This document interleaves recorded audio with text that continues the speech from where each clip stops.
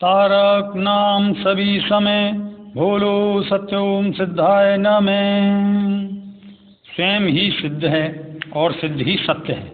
इस प्रसंग में जो राज बहादुर सिंह का एक अध्यात्म यात्रा वृतांत है, उसका लेख यहाँ दिया जा रहा है, जिसका मूल विषय उनके पूर्वज जीवन का और बाद में वृद्धावस्था के उपरांत उन्होंने 87वें धर्म ग्रंथ का पाठ और स्वामी जी से वार्तालाप जो किया, वो यहाँ प्रसंग कहा जा रहा है।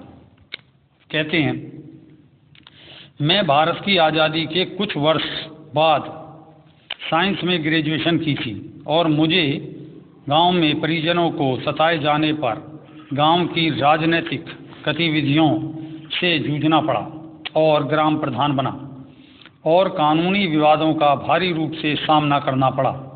मेरी अंतर्वृत्ति राजनीतिक मूल्यों पर खरी नहीं उतर पाई थी। अंतर्द्वंद चलता रहता था कि इसे छोड़ा जाए या नहीं।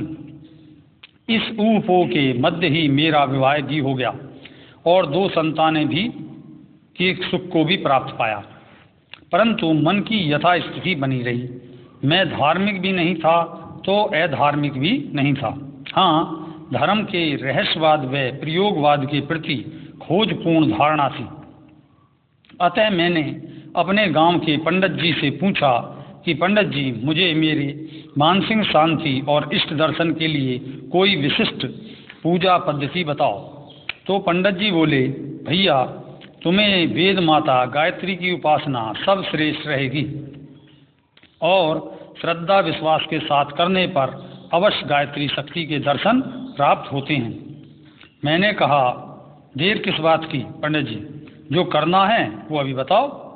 और उन्होंने यथा मुहूर्त देखकर मुझे गायत्री दीक्षा, जनेऊ, गाय गोबर लीपना, एकांत पूजा स्थान, घी की अखंड ज्योति, 41 दिन का ज्योत, 4 पहर गायत्री यज्ञ और भूमि चयन व ब्रह्मचर्य व्रत का आदेश देकर साधना करने को कहा। मैं बड़े उत्साह से इस कार्य में लग गया। कोई त्रुटि नहीं थी, परंतु कुछ अच्छे स्वप्नों को छोड़कर बाकी यथास्थिति बनी रही। बस मन में एक प्रसन्नता थी कि हाँ, मैंने कोई साधना की है। मैंने पंडित जी से पूछा तो वो बोले, भाई पुनश्चरण करके देखें, यही शास्त्र विधान है। मैंने पुनश्चरण किया, कोई लाभ नहीं हुआ। अब मैं उखड़ सा गया। तो पंडित जी बोले, प्रधान जी, साधना सफलता हेतु शास्त्र में 3 ज्ञान कहे हैं, सेवा, तप और दान। तप तुम्हारा चल ही रहा है और सेवा जन साधारण की करते हैं और हमारी भी करते हो, मात्र दान महिमा शेष है। गायत्री फलित हो इसलिए गाय दान करनी पड़ेगी। यह सुनकर मैं बोला, ठीक है, आज ही एक गाय को मैं आपको ही दान करता हूँ और इस भाव से भी मुक्ति पाता हूँ कि मैंने दान किया।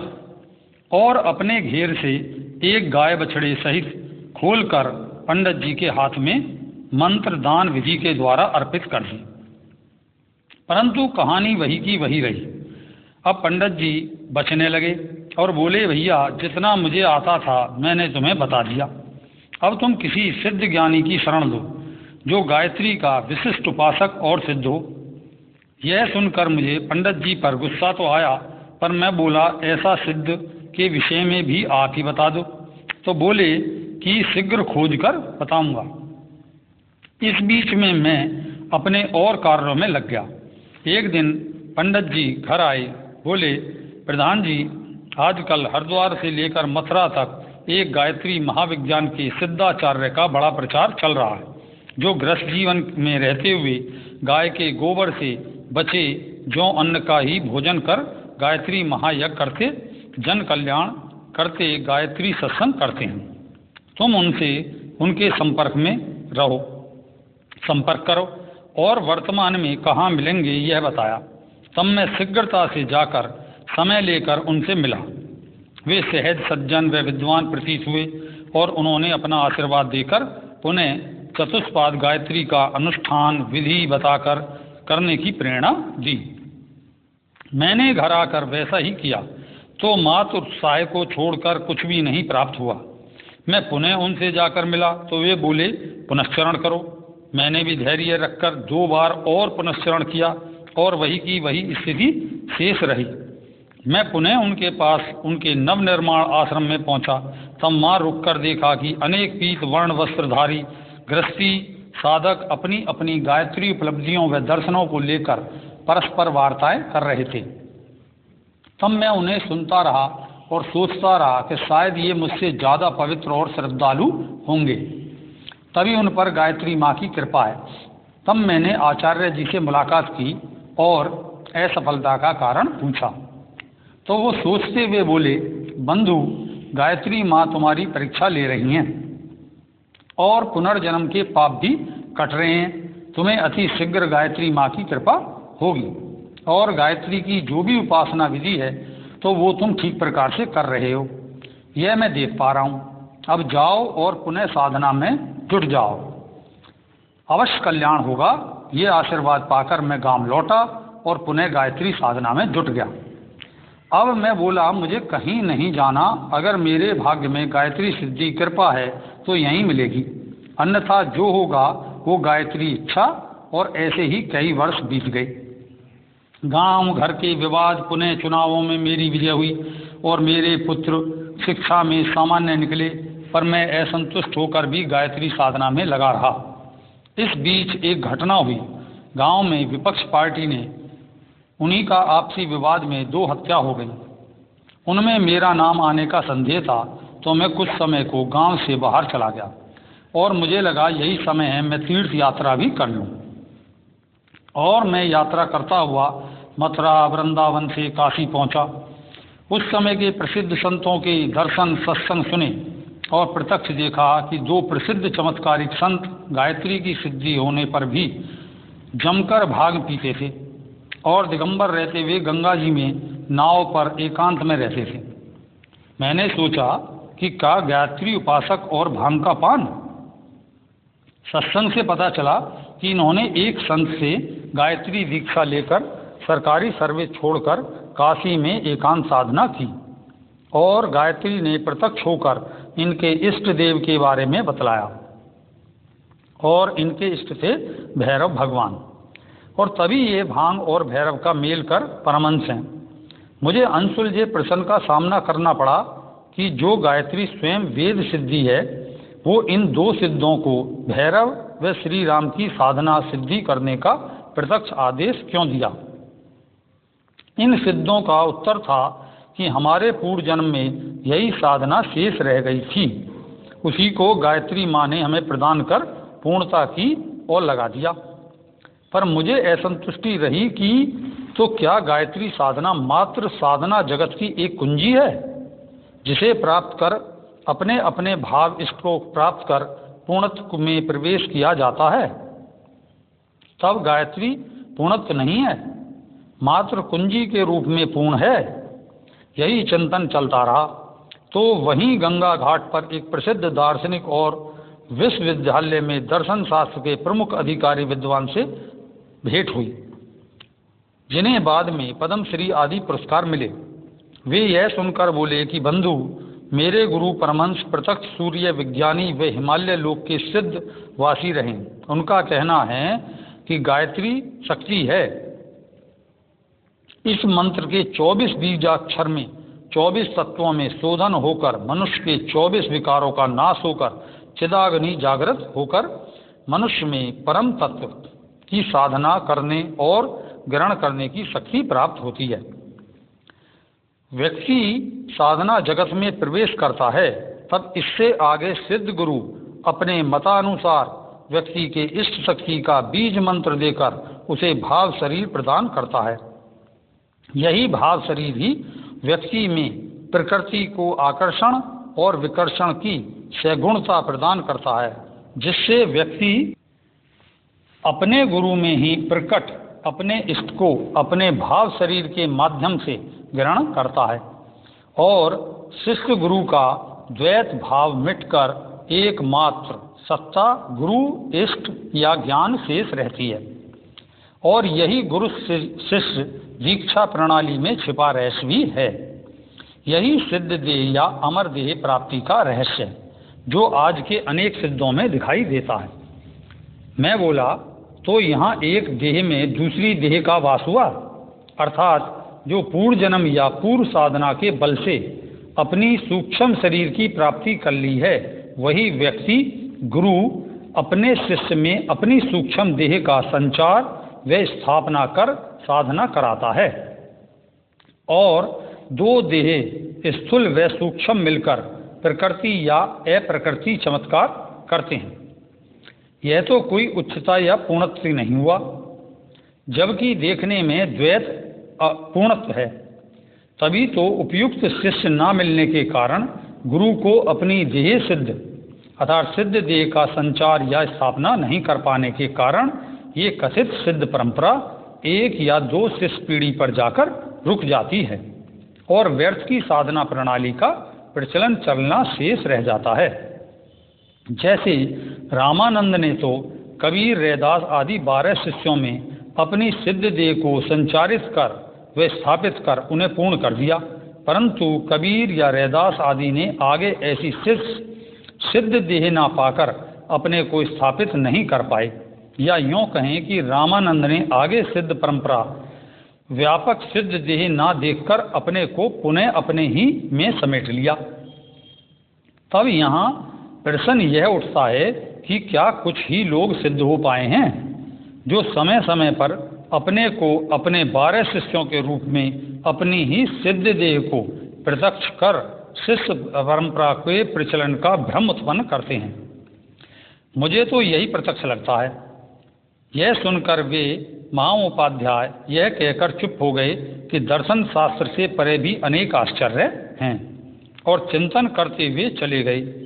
मैं भी अपनी धर्मशाला की ओर और यही प्रश्न लिए हुए चलाया।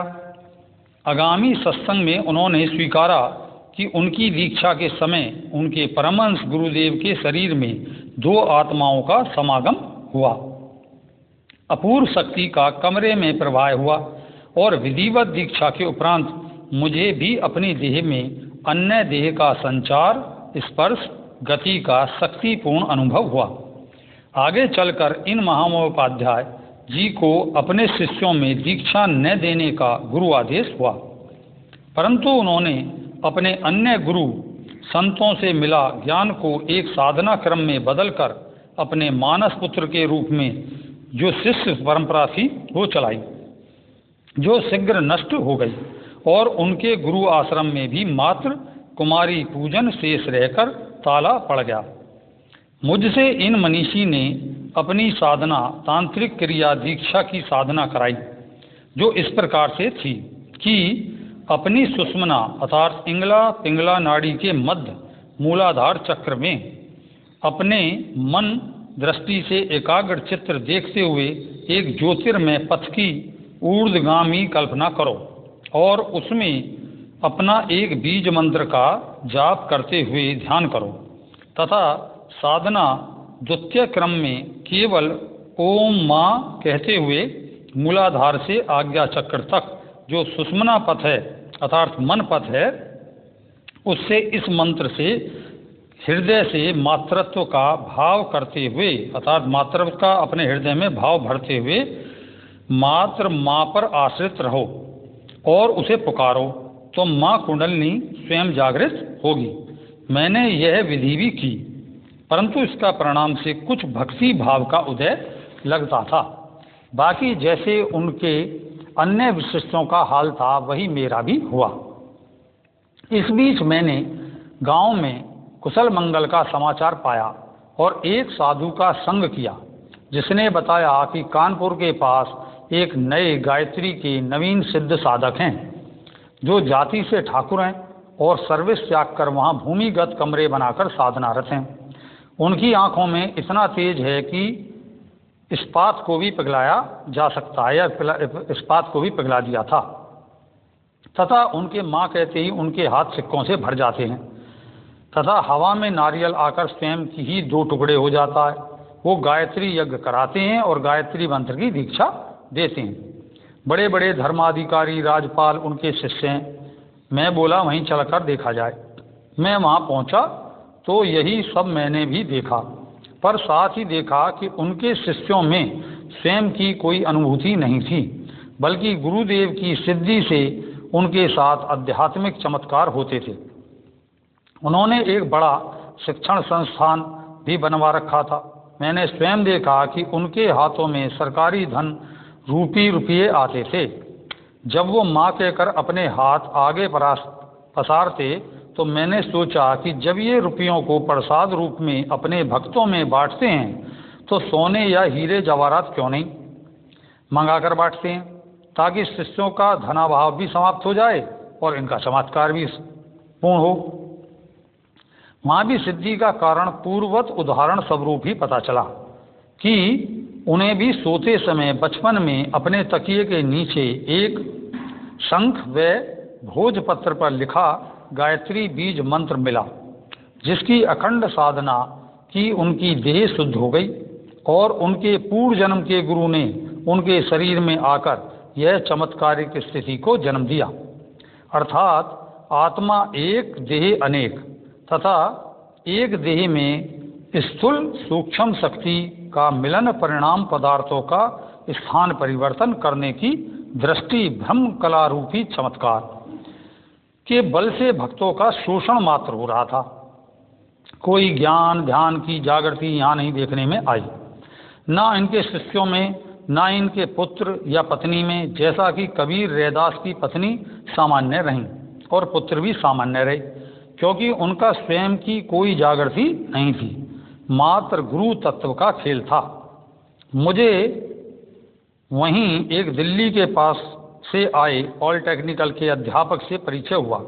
वे बोले कि भाई, चमत्कार तो यहाँ हैं और ज्ञान और स्वयं की आत्म जागृति करना चाहते हो तो सत्य ओम सिद्धाश्रम में जाकर प्राप्त होगी, और वहाँ के बारे में विस्तार से बताया। मैं बोला, दिए तले अंधेरा, चलो मैं तो अति शीघ्र वहाँ उनसे जाकर मिल लेता हूँ। मैं वहाँ से पुणे हरिद्वार पहुँचा और पूर्व गुरुदेव आचार्य जी से मिला, जो बीमार चल रहे थे। मैंने अपने अनुभव बताए और कहा, अब क्या आज्ञा है और क्या साधना करनी है। वे बोले, कुछ समय यहीं रुको, मैं देखता हूँ क्या होता है। पर मैं इस बीच गांव गया, वहाँ की स्थिति संभाली और पुनः वापस आ गया तो आश्रम में गुरुदेव के शिष्य परंपरा को कौन आगे बढ़ाएगा, इस पर उनके दामाद व अन्य पूर्व शिष्यों में मतभेद चल रहा था और अश्वमेध यज्ञ का राष्ट्रव्यापी आंदोलन की तैयारी चल रही थी। वहाँ मैंने देखा पीत वस्त्रधारी साइंस के विद्यार्थी एक टीन का व्यक्ति बनाकर उसमें विद्युत बल्ब लगाकर भक्तों को गायत्री मंत्र के उच्चारण से शरीर के भिन्न भिन्न अंगों पर मंत्र ध्वनि का प्रभाव विद्युत बल्ब जलाकर बता रहे थे। और यह देख मैंने कहा, भाइयों, आप तो गायत्री के स्वयं सिद्ध उपासक हो, तो यही बल्ब अपने शरीर पर लगाकर गायत्री मंत्र ध्वनि से जलाकर दिखाओ, तब हम गायत्री की शक्ति व लाभ जाने। यह सुनते ही वे सब आग बबूला हो गए कि तुम यहाँ के साधक होकर ऐसे व्यर्थ तर्क कर रहे हो। मैं बोला, प्रत्यक्ष को प्रमाण क्या, करके दिखलाओ या श्री गुरुदेव आचार्य जी से कराकर दिखाओ।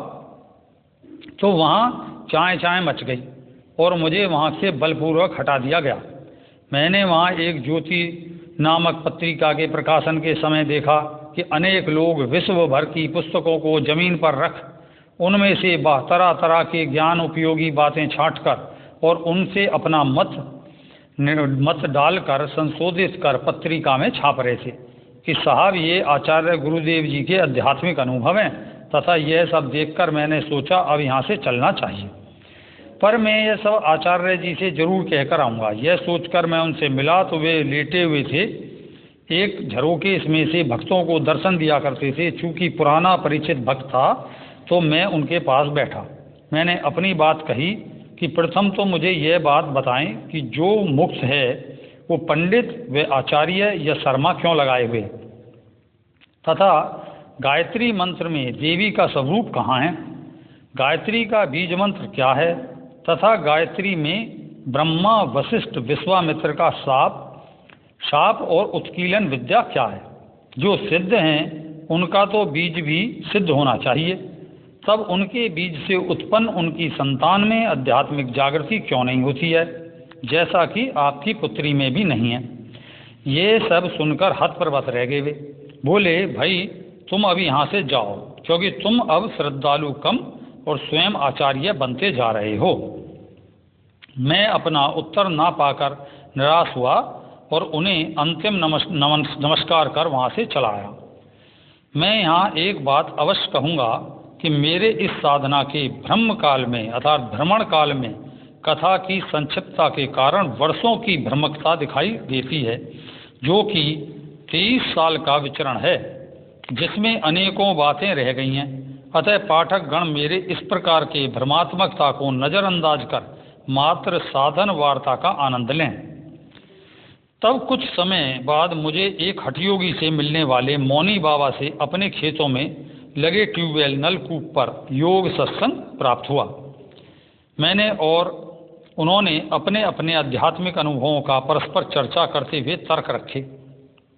उन्होंने कहा कि हमें सबसे पहले अपने सभी संबंधों के विषय और कारणों के संबंध में तर्क से जानना चाहिए कि मैं कौन हूँ, मेरा क्या उद्देश्य है, आदि आदि, और ऐसा कर अपने अंदर वैराग्य व संसार की भ्रमकता और भ्रमणता पर ध्यान केंद्रित करना चाहिए तथा एक क्रिया योग का रहस्य बताया कि पद्मासन में सीधे बैठकर अपना ध्यान मूलाधार या नाभि चक्र पर मन ही मन लगाकर अपनी आती जाती सांस की सहज टक्कर वहाँ देते रहने से वहाँ धीरे धीरे प्राण ऊर्जा का एकत्रीकरण होने से वहाँ से कुंडलिनी का जागरण प्रारंभ हो जाता है तथा अपनी गर्दन को थोड़ा सा अपने सीने की ओर झुका लेना चाहिए ताकि अपनी प्राण ऊर्जा गर्दन के पीछे से सहस्रार में सहजता से ऊपर उठती चली जा सके। ऐसा लगभग 1 घंटा रात्रि में अवश्य करें। सायंकालीन भोजन कर अवश्य करें, क्योंकि सायंकालीन भोजन शीघ्र कर लें तथा अभ्यास के बाद मात्र दूध पीकर सो जाएं। मैंने यह साधना की, इससे मुझे कई बार जड़ समाधि की प्राप्ति हुई। सब अंगों का आभास मिट जाता था और पता नहीं कितनी देर तक ऐसे ही मूर्छा में बैठा रहता था, परंतु कोई आध्यात्मिक उपलब्धि की प्राप्ति नहीं हुई थी। मन शांत रहता था, जैसे विषय शून्य हो गया हो। इससे मुझे पता चला कि ऐसा ही मैंने शवासन में भी करके देखा था, तो ऐसा ही जड़त्व का अनुभव होता था कि मैं जड़ हूँ, हाथ पैर नहीं हिला पा रहा हूँ। तीव्र इच्छा करने पर इस स्थिति से छुटकारा मिलता था। अर्थात इस ध्यान अभ्यास क्रम क्रिया योग से जो समाधि प्राप्त होती है वो मात्र संज्ञा शून्य अवस्था है, जिसे अधकचरे मौनी बाबा निर्विकल्प समाधि कहकर अपने शिष्यों में प्रचार करते हैं। अब मैं इधर उधर की धर्म यात्राओं का समापन करते हुए अपने धर्म जीवन के महत्वपूर्ण मोड़ पर आता हूँ, जहाँ मुझे श्री गुरुदेव से मेरे समस्त संशयों का उत्तर मिला। वहाँ मुझे ग्रंथ का भी पाठ हुआ, जिसे कहते हैं सत्यास्मी। उन्होंने मुझे देखते ही कहा, आओ धर्म यात्री आखिर पड़ाव पर आ गए। मैंने उनसे अपने प्रश्न रखे तो वे बोले, गायत्री का अर्थ है ज्ञेय की स्थिर अवस्था, अर्थात ज्ञाता, ज्ञातत्व और ज्ञान, अर्थात इच्छा, क्रिया और ज्ञान। यही गायत्री में भूर् भुवः और स्व के रूप में प्रकट होता है तथा यही त्रिलोक व त्रिदेवी या त्रिदेव की ऋषियों हैं, जिनके ज्ञान बिना ना तो मंत्र का उत्कीलन होता है ना मंत्र फलीभूत होता है। अतः जो मैं है वही अनादि परमात्मा है, वहीं से गायत्री का प्रारंभ है और गायत्री के अर्थ में अहम आस्मी और अहम सत्यास्मी की ही प्राप्ति के ज्ञान रूपी आत्म प्रकाश की ओर ले चलने की प्रार्थना मात्र है।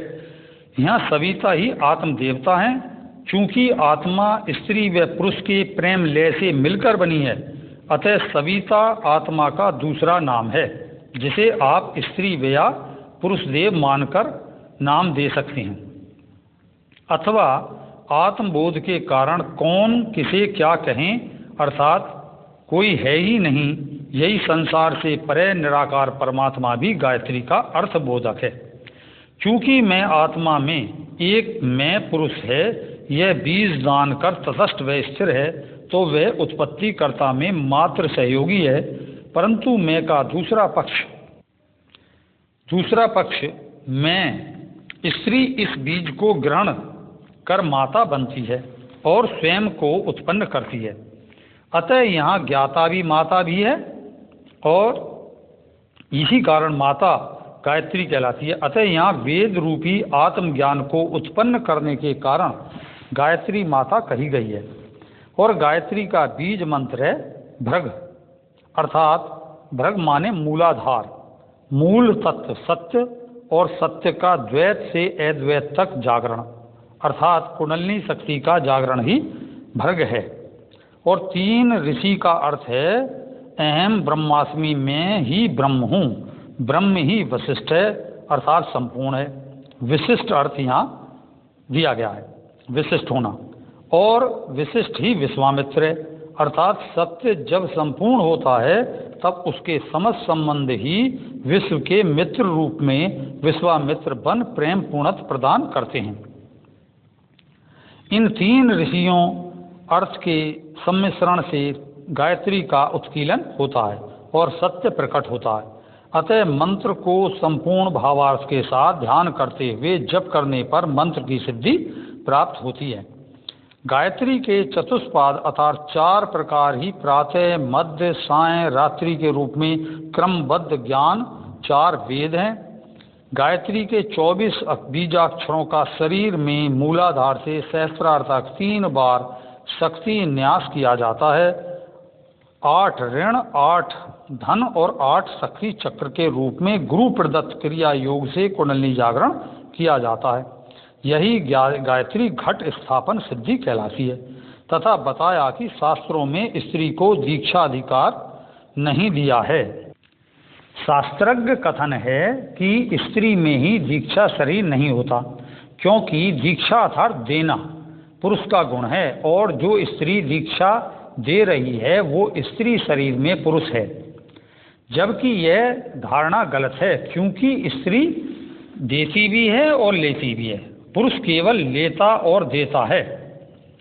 अर्थात दोनों के बीच बिना कोई सृष्टि उत्पन्न हो सकती है, बिना दोनों के कोई सृष्टि उत्पन्न नहीं हो सकती। अतः यहाँ जो भी दिया जाता है वो है इच्छा शक्ति, और इसी का दूसरा नाम है कृपा। ये कृपा इच्छा शक्ति स्त्री और पुरुष में समान तथा पूर्ण रूप से विद्यमान होती है, जिसे जागृत किया जाता है आकर्षण और विकर्षण से। यही क्रिया और प्रतिक्रिया रूपी घर्षण का नाम है क्रिया योग। और इस क्रिया योग में मंत्र इच्छा है तथा तंत्र विधि है तथा यंत्र शरीर है।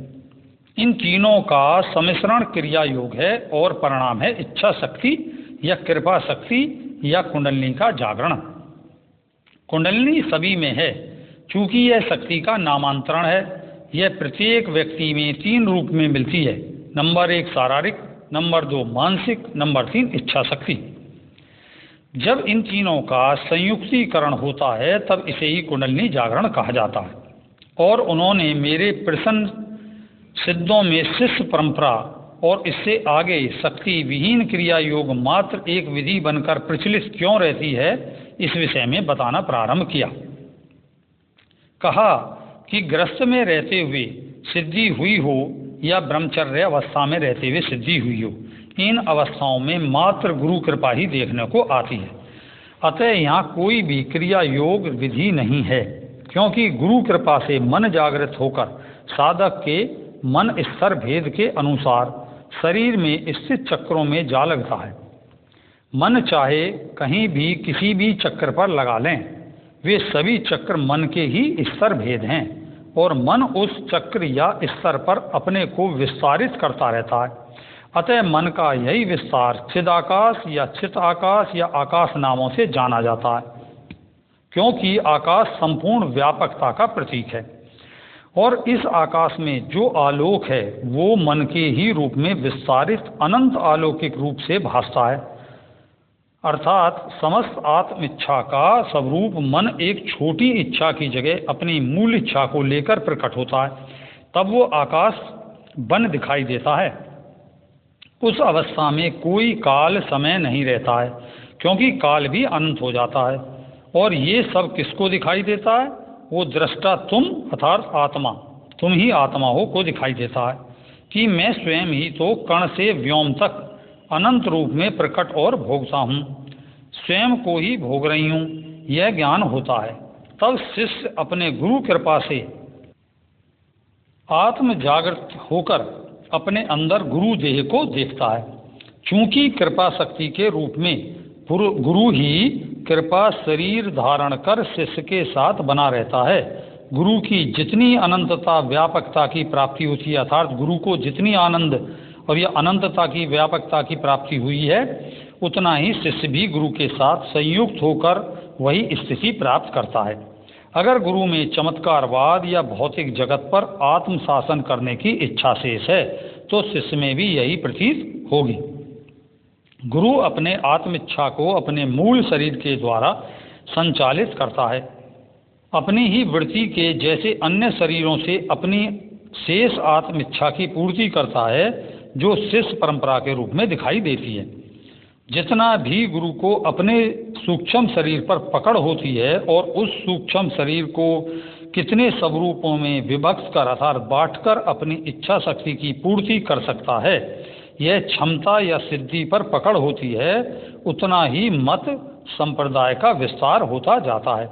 तुम देखोगे कि कुछ गुरु अपने जीवंत काल में अपूर्व ख्याति के साथ अनंत शिष्यों की भीड़ पैदा कर जाते हैं, पर उनके मरते ही वह सब शिष्य समूह बिखर जाता है, अन्य गुरुओं के पास चला जाता है। इसका कारण है उस गुरु में अभी केवल मानसिक शक्ति का ही अधिकतम विकास है। वो अपने प्रत्यक्ष मानसिक प्रभाव से मनुष्यों को प्रभावित कर पाया है। उसकी मानसिक शक्ति आत्म स्तर पर अर्थात अंदर तक भाव या सूक्ष्म शरीर तक प्रभाव नहीं दे पाई है। वो मानसिक दिव्य दृश्य को ही उत्पन्न करा और कर पा रहा है, जो शीघ्र ही मानसिक स्तर पर मिट जाते हैं। और जो गुरु आत्म स्तर तक पकड़ है और ये ज्ञान रखते हैं कि जो हो रहा है वो सब अपने अपने स्तर पर सुंदर और पूर्णतम है, वो किसी भी प्रकार का भाव संचरण या शक्तिपात कृपा नहीं करते हैं। उनकी योग विधि प्राकृतिक होती है। उसमें यही ज्ञान होता है कि आत्मा ही इच्छा मन है, आत्मा की इच्छा ही मन है, और इच्छा मन ने पंच तत्व या 5 प्रकार की इच्छा रूपी यह शरीर बनाकर धारण किया है। अतः आत्मा ही मन शरीर के रूप में प्रकाशित है। अतः इससे जब भी आत्मा अपने को देखती है या अपने स्वरूप को अनुभव करती है, तब वह अंतर्मुखी हो जाती है। यही आत्मा का अपने से योग है। और पहले बाहर का आत्म अनुभव आत्मा का स्वयं से योग भोग है। यही अवस्था बहिर्मुखी कहलाती है। अतः आत्मा ही स्वयं आनंद को अपना ही भोग और अपना ही योग करती है। उसका यही स्वभाव प्रेम कहलाता है। अतः यही बहिर् और अंतर आना जाना रूपी क्रिया ही रमण कहलाती है। उसका यही आत्म प्रकाश उसका कर्म है। यही सब प्रकृति क्रिया योग है, जिससे आत्मा का भोग योग दोनों हैं। तब मैंने पूछा वो क्रिया योग क्या है? तो वे बोले वो क्रिया योग है 2 ध्रुव का मिलन, चाहे वो प्रत्यक्ष स्त्री पुरुष के रूप में हो या मूलाधार से सहस्त्रार 2 बिंदुओं का मिलन हो, या गुरु शिष्य का सूक्ष्म स्थूल शारीरिक मिलन हो, अर्थात 2 का एक होना आवश्यक है। यही सिद्धों का शिष्य देह में एक होकर चमत्कार, विज्ञान या परकाया प्रवेश या चित्त प्रवेश आदि अनेक नामों से क्रम भेद के रूप में देखने में आता है। प्राणायाम के रूप में अनुलोम विलोम व श्वास प्रवास के द्वैतवाद पर ध्यान से अद्वैत समाधि की प्राप्ति करनी आदि यही योग है। और सभी रूपों में सभी कुछ अपनाया ही तो जा रहा है। गुरु शिष्य को अपनाता है, भोग से योग और योग से भोग को अपनाया जाता है। देखने में त्याग का भेद नजर आता है, पर सब अपनाने में ही लगे हुए हैं, क्योंकि आत्मा का विषय अपनाना है। उससे कुछ भी भिन्न नहीं, तब तो त्याग की ही क्या, त्याग का अर्थ ही क्या होता, अर्थात त्याग का अर्थ है आगे बढ़ जाना। तभी तो जो यह ज्ञान जानते हैं वही प्रकृति है, प्राकृतिक हैं, वही यथार्थ भोग भी है और यथार्थ योगी भी है, अर्थात यथार्थ भोगी भी वही है और यथार्थ योगी भी वही है। और रही चमत्कारों की बात, तो यथार्थ योगी में चमत्कार 3 प्रकार के होते हैं। नंबर 1 अंतर्दृष्टि अर्थात त्रिकालज्ञ होना। नंबर 2 रोग निवारक निवारण करने की सामर्थ्य प्राप्ति। नंबर 3 आत्मनिर्भर बनाने हेतु संपूर्णतम ज्ञान देना।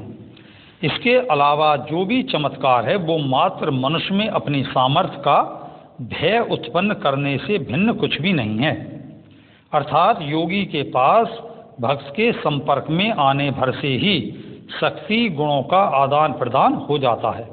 योगी को कुछ भी नहीं करना पड़ता, जैसे कि शरीर में जरा भी तेज या शरीर से जरा भी तेज गति होने पर श्वास गति अपने आप बढ़ जाती है और शरीर अधिक प्राण वायु को ग्रहण कर लेता है। ठीक वैसे ही भक्त भी या भक्त की मांग स्वयं पूर्ण हो जाती है। मांग के लिए बाहरी शब्द की कम और भाव की ज़्यादा ज़रूरत होती है। मैंने उनसे पूछा, तब मेरे अंदर गायत्री साधना से जो भी प्राप्ति की भाव मांग थी वो तो क्यों नहीं पूरी हुई, जबकि जो बना बताया मैंने वैसा ही तो किया था।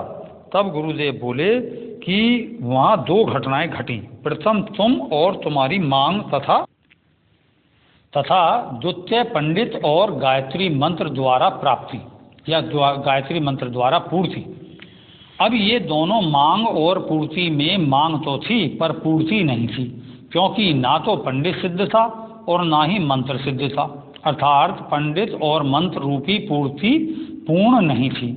जैसे आग आग या भांग भांग या शराब शराब या मार दूंगा कहने से व्यक्ति प्रभावित नहीं होता है, जबकि आग शब्द आग की भांति प्रत्यक्ष है, तब आग कहने पर या बार बार कहने से आग क्यों नहीं लग जाती। आग ऐसे नहीं लगेगी, बल्कि माचिस, तिल्ली, फूस, लकड़ी, पेट्रोल आदि के संयोग से और घर्षण से लगेगी। वैसे ही भांग लाई जाएगी, घोट कर पी जाएगी, तब वो शरीर में पहुंचकर हमारे समस्त रक्त में मिलकर हमारी रक्त कोशिकाओं से स्वाद इंद्रिय मस्तिष्क की अनुभव इंद्रियों में पहुंचकर अपना प्रभाव बताएगी। ठीक ऐसे ही मंत्र का भी क्रिया योग है। वो क्या है?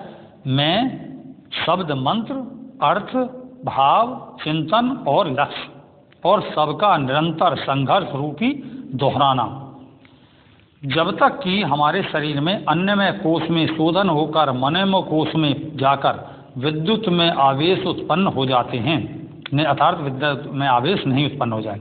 और जब ये विद्युत में आवेश जितना तीव्रतन होता जाएगा अर्थात तेज होता जाएगा, उतना ही हमारे शरीर में भी परिवर्तन होता जाएगा। ये सारा शरीर विद्युत आवेश हमारे पैर के अंगूठे के अंत से मूलाधार तक और हाथों से हृदय क्षेत्र तक तथा मस्तिष्क अर्थात सहस्त्रार तक एक आवेशात्मक चुंबकीय क्षेत्र बन जाएगा। यही शरीर में विद्युत आवेश से उत्पन्न होने वाला कंपन में अवस्था ही कुंडलिनी जागरण कहलाता है, जिससे शरीर में विभिन्न परिवर्तन होकर हमारे पंचेंद्रियां क्षमताएं बढ़ जाती हैं, जो सिद्धियां कहलाती हैं। यही सब और भी गहरे अर्थ पर घटता है। तब इच्छा और शक्ति की परस्पर संयोग क्रिया होती है, जिससे जो भी इच्छा की जाती है वो तुरंत शक्ति पाकर अपना रूप उत्पन्न कर हमारे सामने प्रत्यक्ष प्रकट हो जाती है। इच्छा सजीव हो जाती है, इच्छा शक्तिवान और सजीव हो जाती है। यही है मंत्र का भाव अर्थ के साथ इष्ट के रूप शक्ति के साथ प्रत्यक्ष दर्शन देना। तब हम दूसरी इच्छा करते हैं, अपनी पहली इच्छा से वरदान मांगते हैं, तो हमारी पहली इच्छा दूसरी इच्छा की पूर्ति करती है। अतः यही वरदान शाप की सिद्धि है, जिसके जन्मदाता हम ही होते हैं, हमसे और कोई नहीं, अलग भिन्न अर्थात कोई नहीं होता। अतः सभी धर्मों में मंत्र भाषा अलग हैं, पर मनुष्य एक ही है। वो मनुष्य स्त्री है अथवा या पुरुष, और मांगे भी एक सी हैं, उनकी मनोकामना भी एक सी है और उसे पाने की विधि भी एक ही है। अतः सभी धर्मों में मंत्र सिद्धि है, पर सत्य यह है कि इन सब मंत्र सिद्धियों के पीछे जो है वो है एक ही मनुष्य, वो स्त्री हो या पुरुष। अतः अहम सत्यास्मि, मैं ही वो सत्य हूँ, यह कहकर श्री गुरुदेव ने हमारी ओर देखा तो हम सब अपने अंदर का सत्य प्रत्यक्ष देख सुन और अनुभव कर रहे थे कि मैं ही सत्य और सनातन हूँ। यही आज तक इसी घोषणा के साथ आप सभी में गूंज रहा है और मुझे अपने अंतिम दिनों में यही गुरु मंत्र सत्य ओम सिद्धाय नमः प्राप्त हुआ। उसकी ध्यान की विधि प्राप्त हुई, सत्यास्मी ग्रंथ का सार प्राप्त हुआ, जिसके बारंबार अध्ययन करने से मैंने अपने अंदर आत्म साक्षात्कार की स्थिति प्राप्त की। और यही मैं आप सबसे कहता हूँ कि आप सब इस अनुभव का अनुभव करें और आत्म साक्षात्कार की प्राप्ति करें। जय सत्योम सिद्धाय नमः। तारक नाम सभी समय, बोलो सत्योम सिद्धाय नमः।